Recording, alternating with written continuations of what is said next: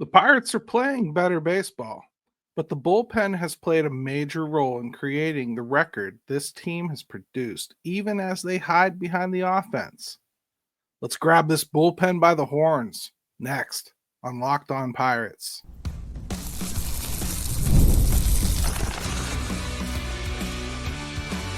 You are Locked On Pirates, your daily Pittsburgh Pirates podcast, part of the Locked On Podcast Network, your team every day. This episode is brought to you by Monarch Money. Take control of your finances with Monarch Money. Use code LOCKEDONMLB at monarchmoney.com for 50% off your first year. Welcome to Locked On Pirates. I'm Gary Morgan. Today, I want to talk about this bullpen, how it's constructed, how the team is fun to watch again, and a bit of a thought exercise about potentially trading Bailey Falter. So let's get right into it because I got a lot planned for you today and a short amount of time to do it. How bad is this bullpen? Well, it's not great, that's for sure. I hate looking at overall bullpen numbers in season. Now, let me try to explain why. See, the numbers at this point, or really any point in the season, they reflect every Tom, Dick, and Harry they've used. Everyone. Even the guy who comes up and throws 4 innings in garbage time, gives up 8 runs, and gets shipped back out or DFA'd. In other words, no matter when you look at the number, the current construction of the pen is being misrepresented. I could add up the numbers from just this current setup, but some guys have been here for like a week. Others are a victim of a team misusing Joey Wentz as a fireman. The numbers aren't wrong, and no matter what has happened in your pen, you should always stack it up against what others have done. After all, they have all these same problems. So right now, the Pirates have the league's 22nd ranked bullpen by ERA, and they've given up the 19th fewest earned runs with 100.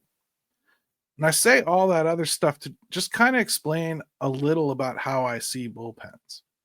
I see them as living organisms. They evolve and they change, and you have to absorb bad nights and not get fooled by especially great outings. And more than anything, you have to build flexibility, maintain optionability, if that's a word, and learn to ride what's working.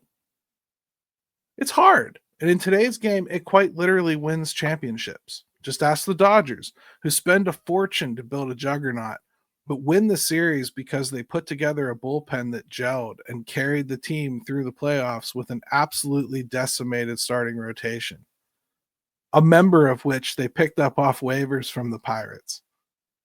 So do the Pirates have a bad bullpen? Well, yeah. But for me, it's less about the numbers and more about the construction. They built an IKEA table, had a bag of bolts left over, and still invited the in-laws over for dinner. Some of it is their fault. Some of it's injury related, but mostly just not enough hammers.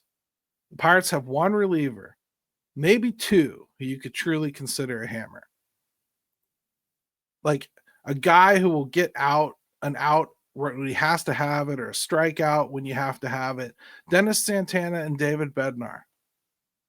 I could argue Justin Lawrence was becoming one of those, but I promised I would only talk about guys who were here, right?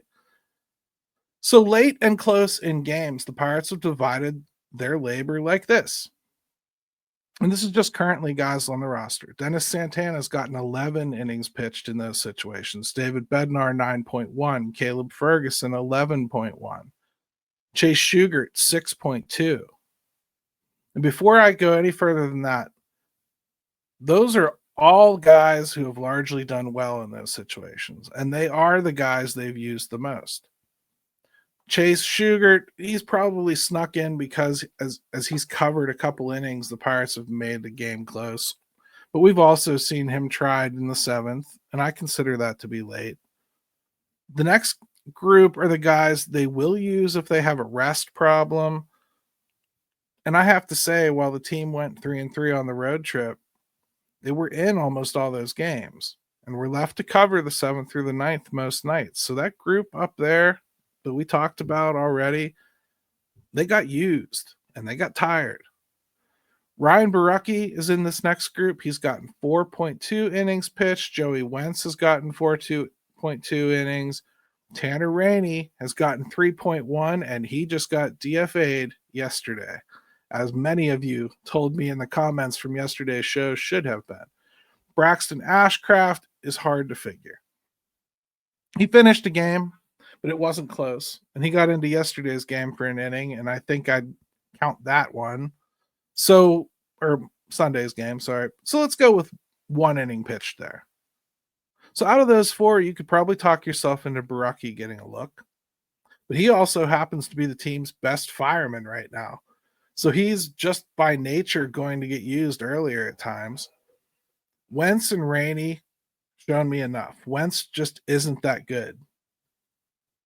But if you're going to keep him, never bring him in with runners on, not even one.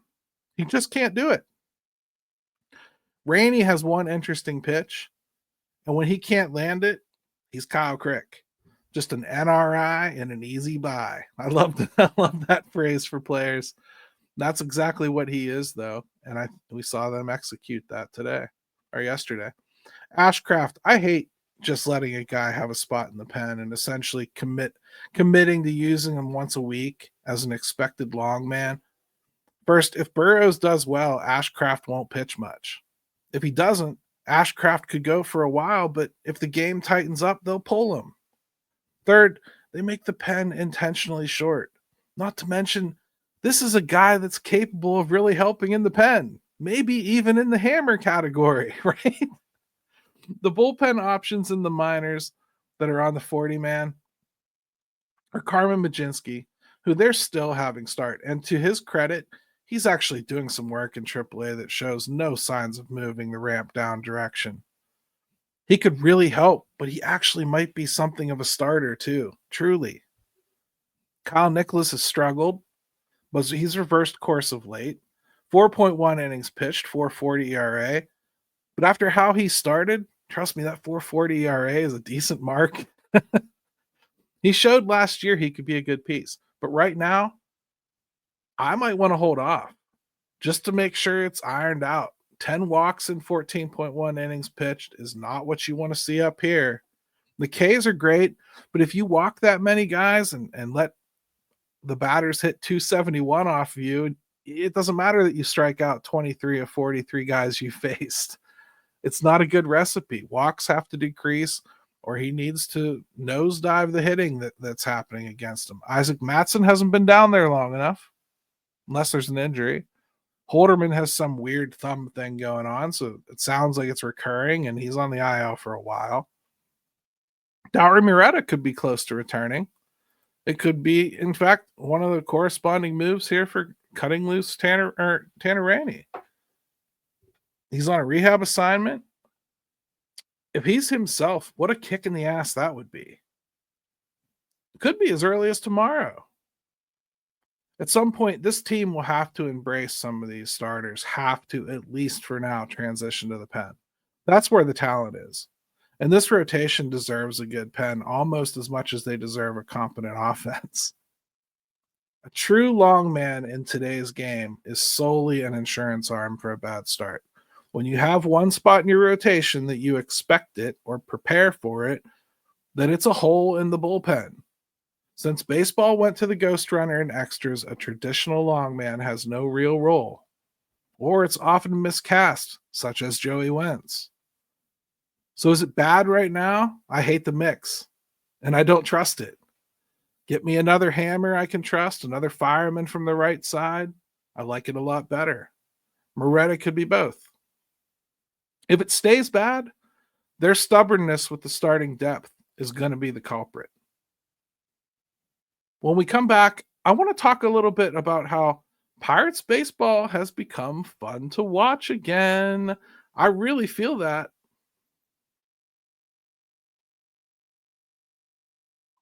Get the supplies you need from the site made for the skilled trades, Supply House. Whether you're in plumbing, HVAC, or electrical work, Supply House is the reliable way to order products online. Their easy-to-use website is packed with helpful resources and the latest product info to help you get the job done right. Plus, with a complete inventory of over 200,000 parts from 400 plus top brands, you'll find exactly what you need delivered fast from coast to coast. Join the Trademaster program at supplyhouse.com/TM and start ordering plumbing, HVAC, and electrical supplies with just a few clicks. Plus, use promo code SH5 for 5% off your first order. That's supplyhouse.com.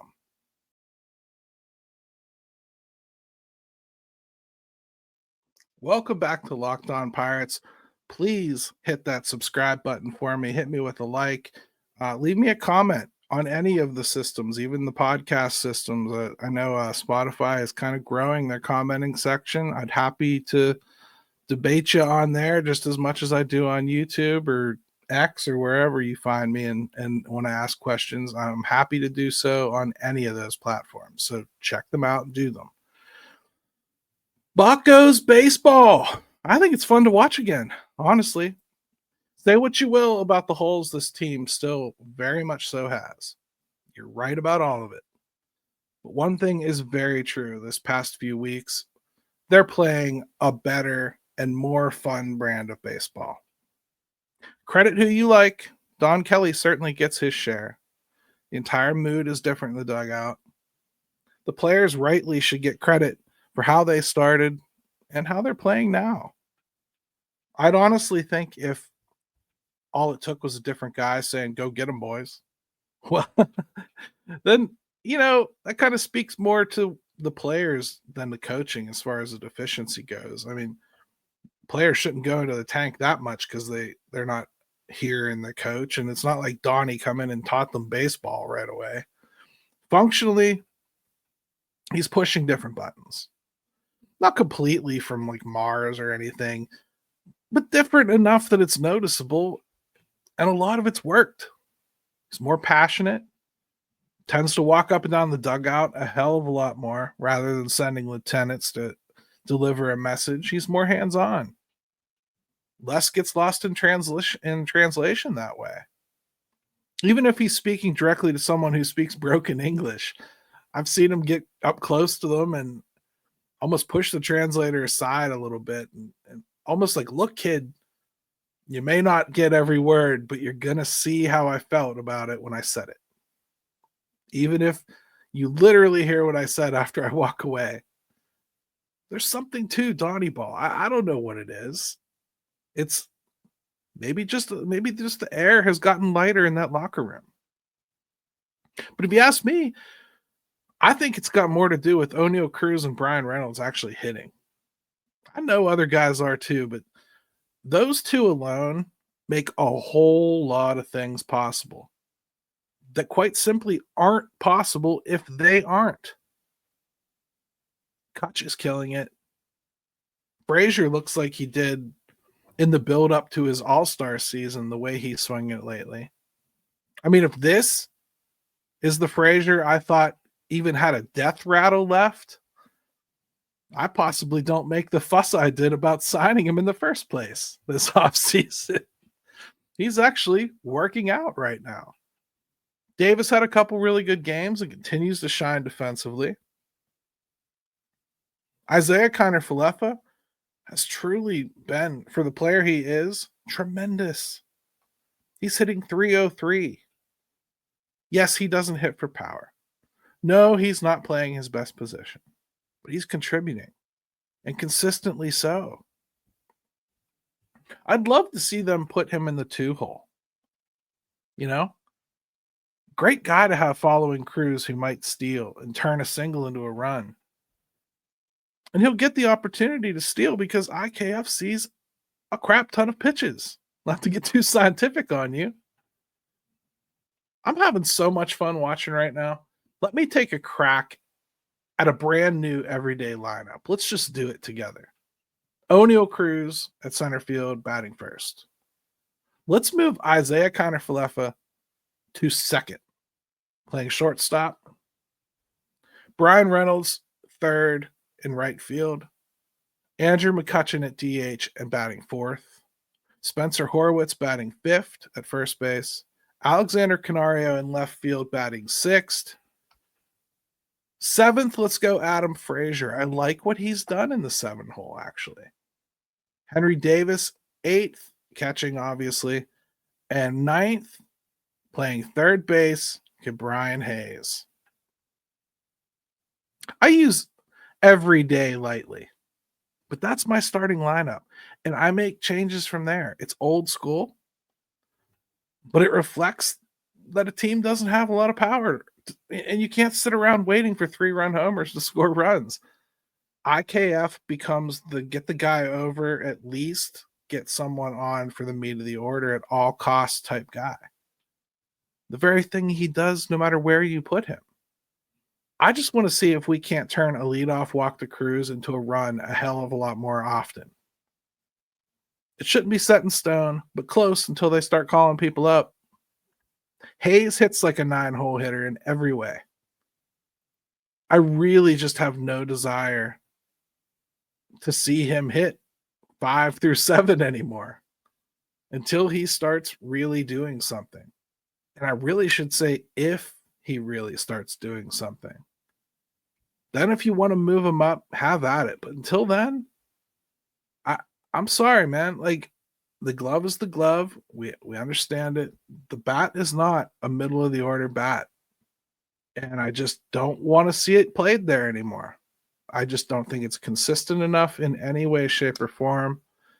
And it certainly is not delivering enough power to do anything. It's actually acting almost as a weird hinge in the middle of the lineup. It's a bridge from the good part to the not good part.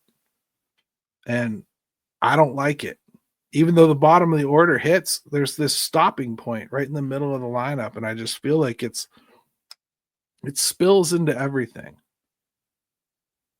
I don't like it. It's ruining really everything Adam Frazier's doing because it's killing any rallies before you get to his bat, which has been really hot. Instead, he has to be the table setter because Hayes is not capable of that either. 9-hole. That's what I'm doing. Still, it's been more fun. And there's been more reward for good pitching. Not enough, of course, but more. And if nothing else, I feel like they're playing like a 500 team. And that's what I expected. The hole they dug is way too deep. But they currently are playing 500 ball. I think that's what I expected this year. Slightly over 500 ball. I think I predicted 83 wins. I'm not going to hit that. But I think if Don Kelly can manage to overcome the challenges that the rest of the season is going to bring,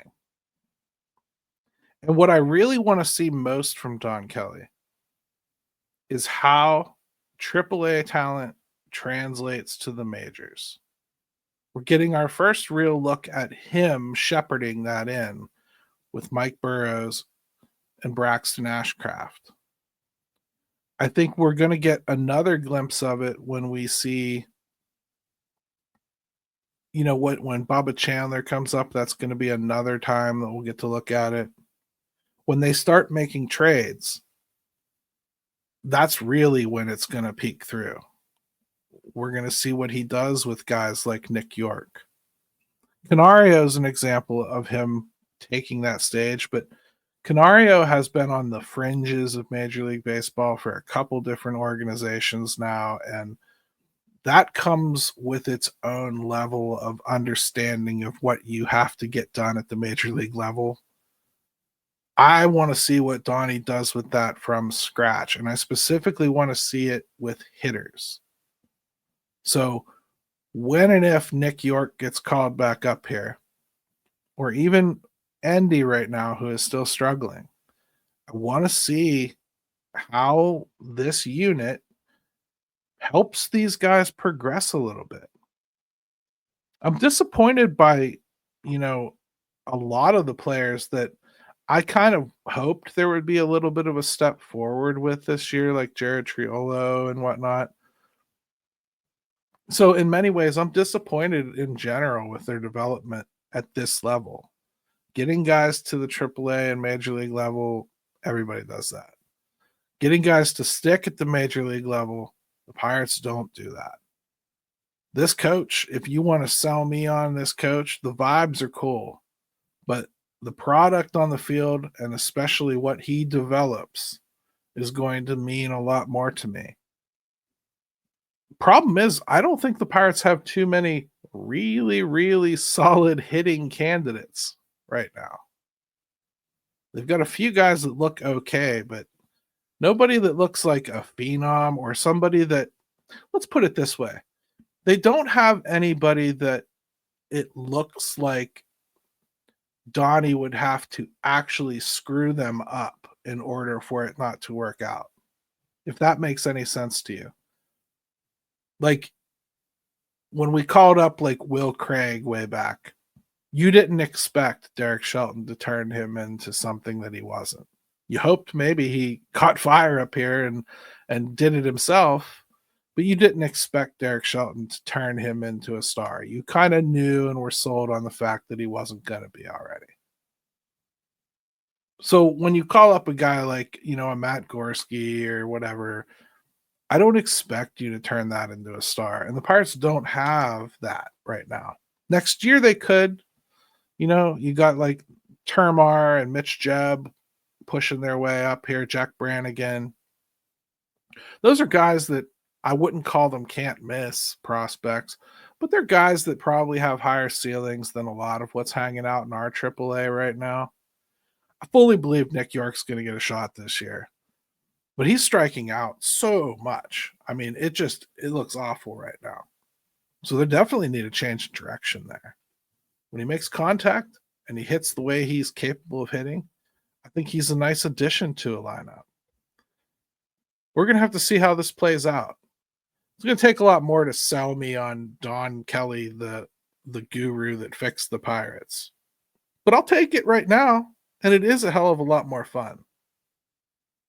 When we come back, let's talk about theoretically trading Bailey Falter. I want to take you on a little thought exercise, and hopefully just following along with it, I think you'll understand the way that I think about potentially trading certain assets. You ever get home from an event and you look at your bank account and you go, what happened? Like if you hand your wife your debit card and she goes to the team shop on opening day and buys an authentic jersey for, say, $200, that's where Monarch Money comes in. Your personal CFO, giving you full visibility and control over your finances.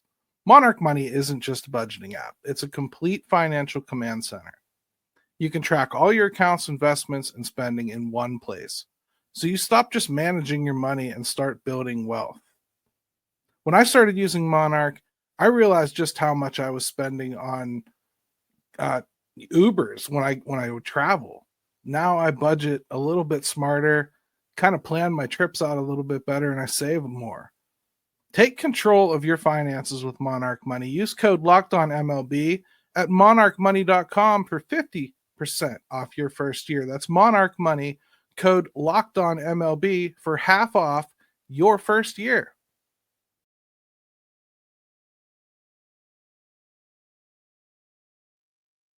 All right, welcome back to Locked On Pirates. Hope you're having a good time with me. And if you stuck with me to the third segment, man, you're a special kind of listener. And I got to tell you, our channel here, the Locked On Pirates channel, we are doing really well in the number that tells me how long into episodes you guys actually listen.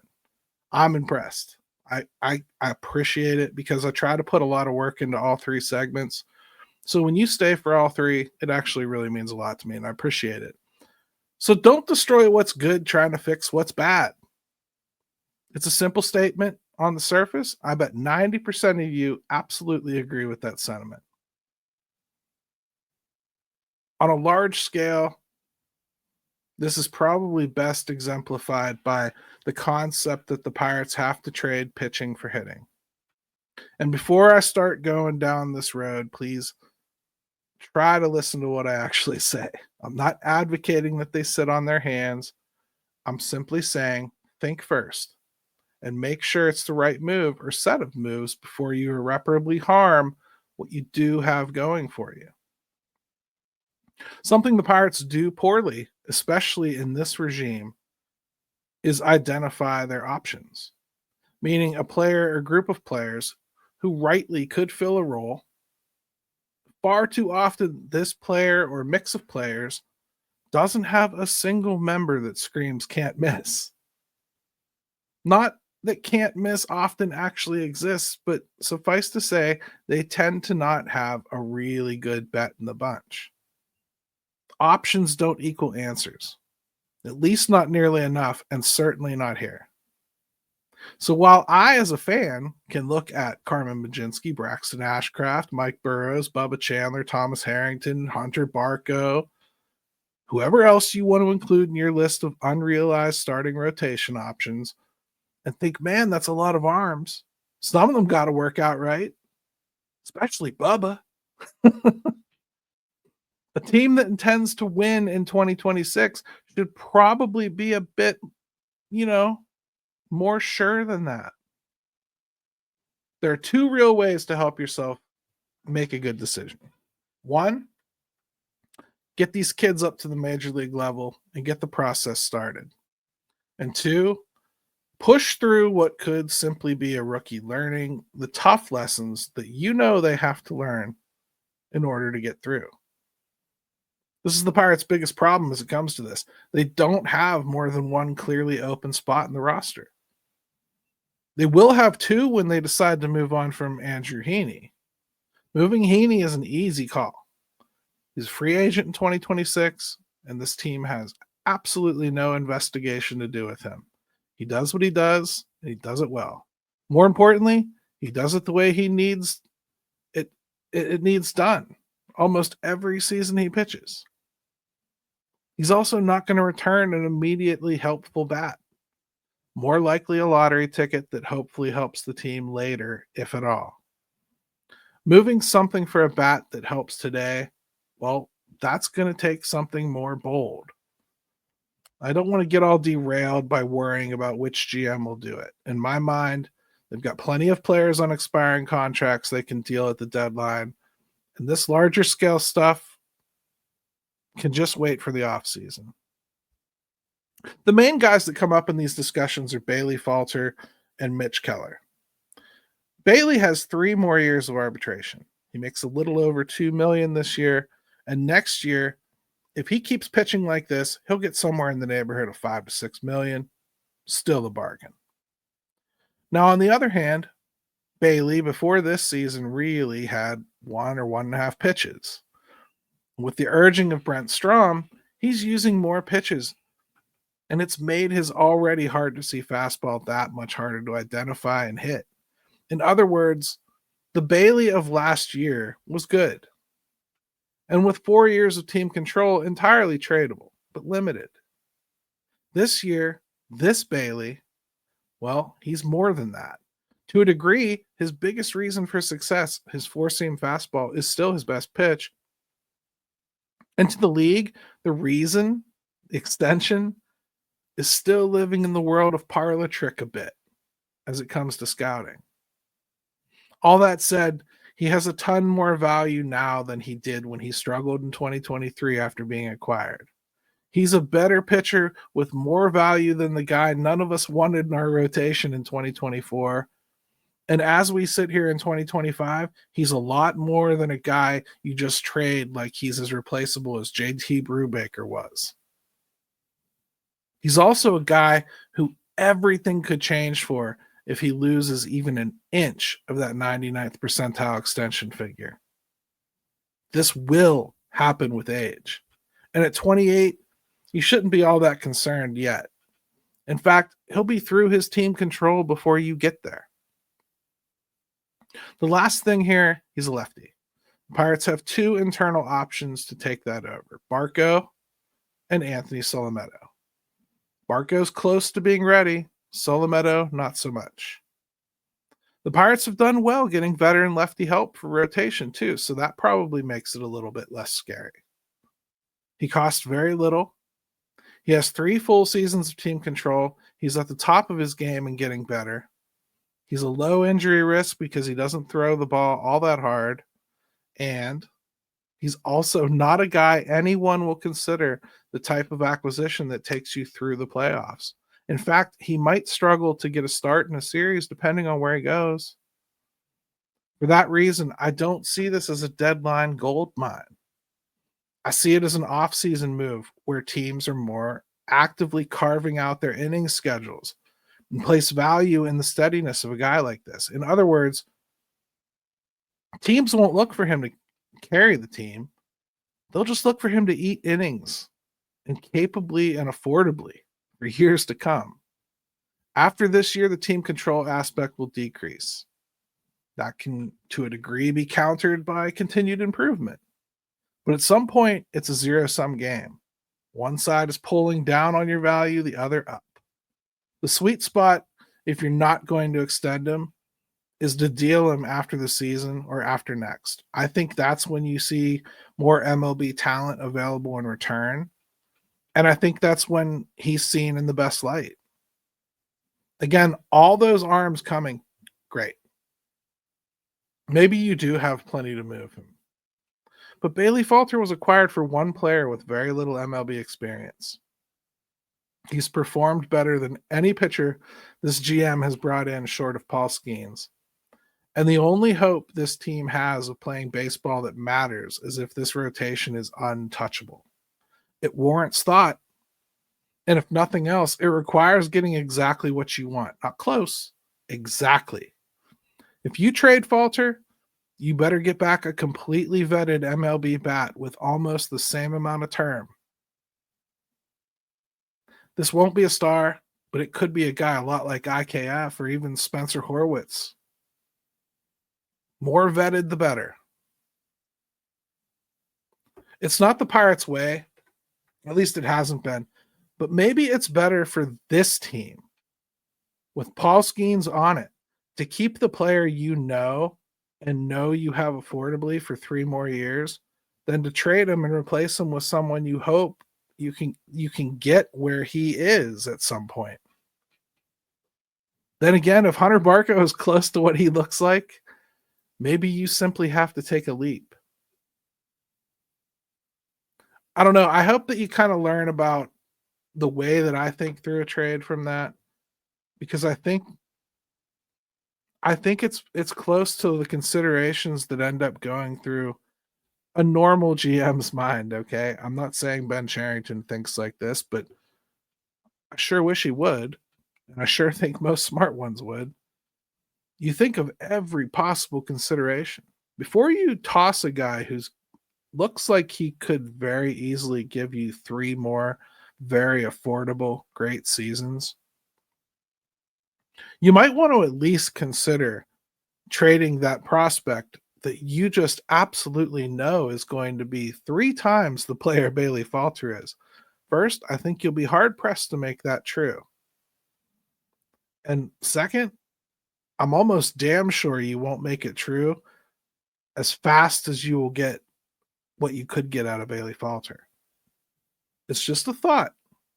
You can certainly make the trade. They do need offense. I cannot argue his value.